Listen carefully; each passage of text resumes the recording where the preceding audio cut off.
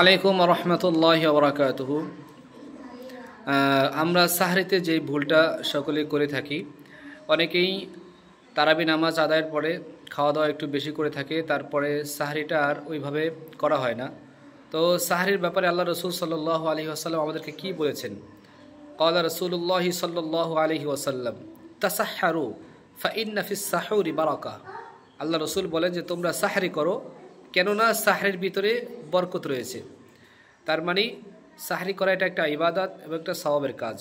আমরা যারা সাহরি, অনেকে একটু পেট ভর্তি থাকার কারণে বা একটু পেটের ভিতরে ফোলা ফোলা ভাব হওয়ার কারণে আমরা সাহরি করি না, আমি সকলকে বলবো যে অন্তত সাহরিটা যেহেতু একটা আলাদা ইবাদত, নেকির কাজ, এজন্য প্রয়োজনে একটা খেজুর হলেও অথবা এক ঢোক পানি হলেও উঠে আপনি সাহরি করে নেবেন, তাহলে আপনি সওয়াব থেকে বঞ্চিত হবেন না আশা করি।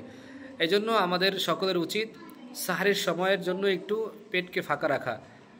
আমরা তো ইফতারির সময়ও একটু ভরপুর খাই এবং ইফতারের পরে তারাবি শেষ করে তারপরেও একটু ভরপুর খেয়ে রাখি, সাহরির সময় আর খেতে ইচ্ছে হয় না। এই জন্য আমি সকলকে বলবো ইফতারির সময় একটু কমিয়ে কমিয়ে খাবেন এবং তারাবির শেষে যে খাবারটা আপনারা খাবেন সেখানেও একটু কমিয়ে কমিয়ে খাবেন, তাহলে ইনশাল্লাহ সাহরির সময় খাওয়ার জন্য রুচি হবে। আর যেহেতু সাহরির সময় একটা বরকত রয়েছে, রসুল বলেছেন, এই জন্য আমরা সাহরিটা সুন্দরভাবে খাবো, নিজেও সাহরি খাবো, অপর ভাইকেও সাহরি খাওয়ার জন্য আমরা উঠিয়ে দিব। আল্লাহ পাক আমাদের সকলকে আমল করার তৌফিক দান করেন। আসসালামু আলাইকুম ওয়া রাহমাতুল্লাহি ওয়া বারাকাতুহু।